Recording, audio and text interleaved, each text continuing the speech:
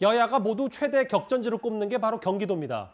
그런데 3등인 여론조사 현재 3등인 무소속의 강용석 후보가 국민의힘 김은혜 후보에게 우파 후보 단일화를 제안했습니다.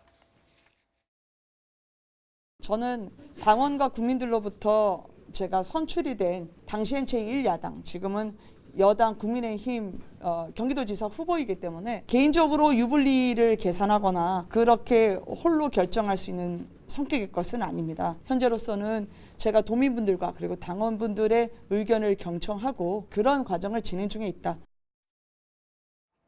단일화 할 건지 말 건지 즉답은 안 한 그 김은혜 후보거든요.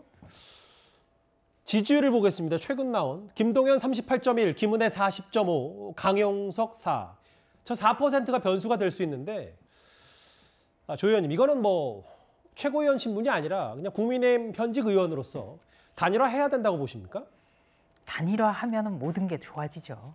1대1로 맞서서 싸우면은 아무래도 힘을 받기 때문에 항상 우리가 단일화를 필수 불가결한 요소로 보지 않겠습니까? 예.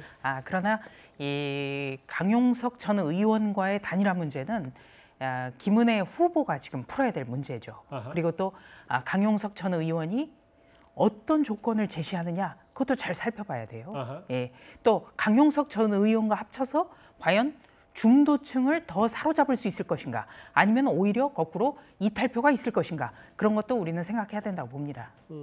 그러면 조 의원님 말씀은 국민의힘이 아직 그 가닥을 잡은 건 아니고 김은혜 후보 본인 결심만 남은 거다, 뭐 이렇게 저희가 해석하면 되겠습니까? 아무래도 이제 후보가 가장 지금 고민이 크겠죠. 예. 그래서 이 문제에 대해서는 어떤 당에서 어떤 논의라든지 깊이 있게 고민은 하지 않았습니다만 전적으로 후보가 결정할 문제다, 그렇게 봅니다.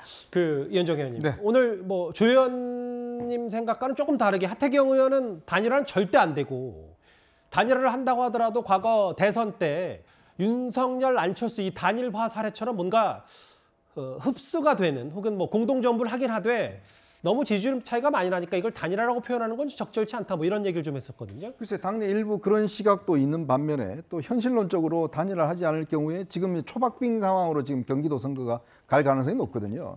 그래서 거기에 뭐 1, 2%라도 예를 들어서 따로 가져간다면 승리에 영향을 미치니까. 예. 우리가 예전에 이제 대선 때 보셨지 않습니까? 안철수 후보가 단일화함으로 인해서 그게 과연 시너지 효과가 있었냐 없었냐에 대한 논쟁은 있습니다. 예. 그렇지만 어쨌거나 단일화함으로 인해서 실제로 당선에 기여했다는 뭐 최소한 몇 프로라도 그런 그 측면이 있기 때문에 저는 결국 이제 단일화 쪽으로, 물론 지금 일부 당내에서는 반대 의견도 있지만 단일화 과정을 가야 되지 않을까. 왜냐하면 이렇게 서로 갈라지면 이게 이제 나중에 되더라도 상당히 뭐 거의 뭐 1%, 2% 차이로 져버리면 상당히 좀 당내에서 논란이 있을 수가 있는 거거든요.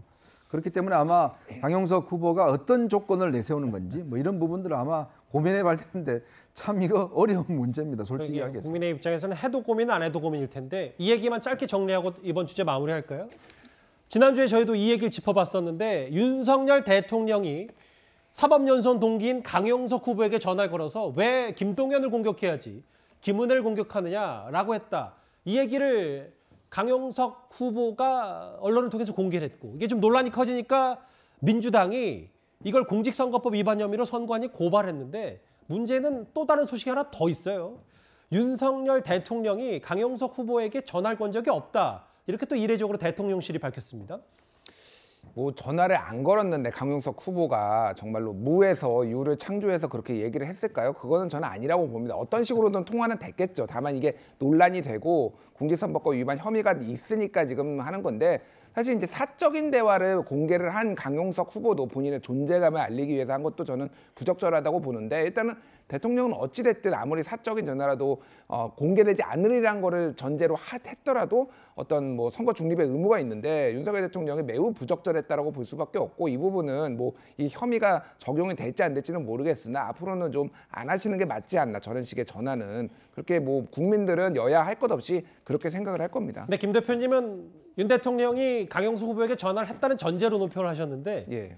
일단 대통령실은 아니라고 하고 있거든요. 뭐 그건 일단은 대통령실의 주장이자 본인들이 얘기하는 팩트니까. 그럼 그렇게 하지만은 그러면 강용석 후보가 정말로 지어냈을까요? 저는 글쎄요. 선거 TV 토론 나와가지고 저거는 저거야말로 공직선거법 위반이 될 수가 있거든요. 그래서 저는 저거는 거짓말을 했어. 어떤 식으로든 통화는 됐을 거다라고 봅니다. 개인적으로는. 알겠습니다. 대통령실은 이례적으로 윤 대통령 통화 사실이 없다 이렇게 밝혔습니다. 경기도지사 선거에 지방선거에 강용석 후보가 꽤 변수가 되고 있습니다. 이번 주제는 여기까지고요. 다음 주제 민주당의 성비 사건 얘기를 해보겠습니다.